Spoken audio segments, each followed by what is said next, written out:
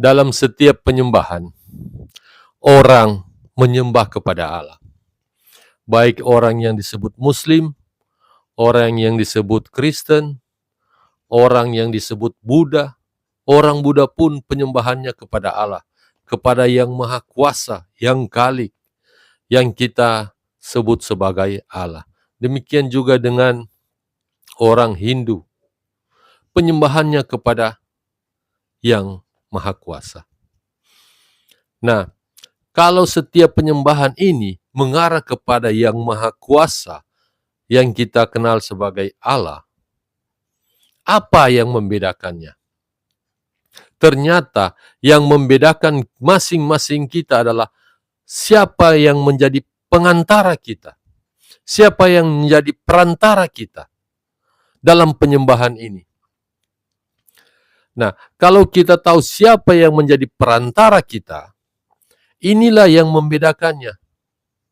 Padahal sama tujuan kita kepada Yang Maha Kuasa. Perantara ini yang membedakan kita dalam penyembahan ini. Sehingga dalam penyembahan pun akan terjadi perbedaan-perbedaan. Tapi yang akan dibahas tentang Nats, dikatakan bahwa waspadalah supaya jangan ada orang yang menyesatkan kamu. Amaran ini ditujukan di akhir sebelum akhir zaman, sebelum akhir dari dunia ini. Diamarkan supaya waspada terhadap orang yang akan menyesatkan kita. Perhatikan, Nats ini menyatakan bahwa oranglah yang akan menyesatkan kita. Bukan setan yang akan menyesatkan kita, tapi orang. Orang yang kepada siapa kita percaya. Orang yang kepada siapa menjadi panutan kita. Orang ini akan mudah menyesatkan kita. Kalau kita berpikir orang ini adalah orang yang di luar, yang menyesatkan kita, jauh itu. Orang yang di luar sulit untuk menyesatkan kita. Tapi orang yang di dalam, orang yang kita percaya, orang yang menjadi panutan bagi kita, dia akan mudah menyesatkan kita. Karena kita percaya kepada dia. Karena kita menuruti dia, mengikuti dia. Walaupun penyembahan kita adalah sama kepada Yang Maha Kuasa. Kita beri contoh. Jika seseorang yang kita percaya, jika seseorang yang kita menjadi panutan bagi kita, tapi kalau dia mengajarkan hal-hal yang bertentangan dengan firman Tuhan, maka kita akan mengikuti dia. Kita akan percaya kepada dia. Karena orang ini telah menjadi panutan bagi kita. Dan orang-orang inilah yang membedakan kita dalam penyembahan kita kepada Yang Maha Kuasa. Orang-orang ini dapat membelokkan kita, dapat membuat kita menyimpang, dapat membuat kita menyesatkan. Padahal tujuan kita sama. Penyembahan kepada Yang Maha Kuasa. Nah, perlu kita perhatikan. Perlu kita tahu kepada siapa yang kita turuti, kepada siapa yang kita percaya. Iman boleh sama.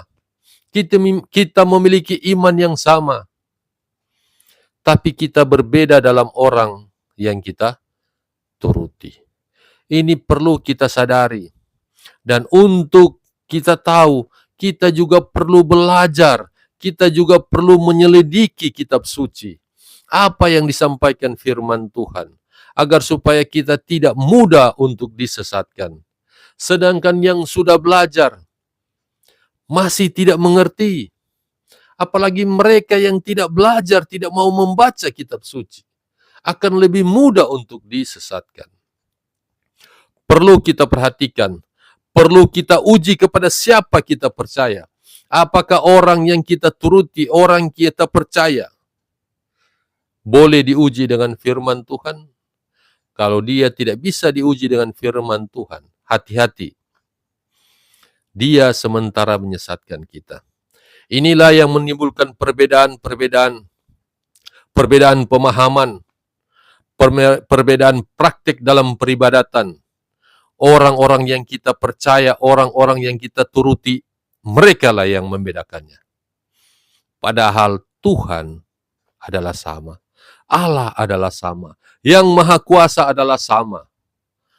Pengantara ini yang membedakan kita, dan kepada siapa yang kita percaya, kepada siapa yang kita turuti, mereka lah yang membedakannya.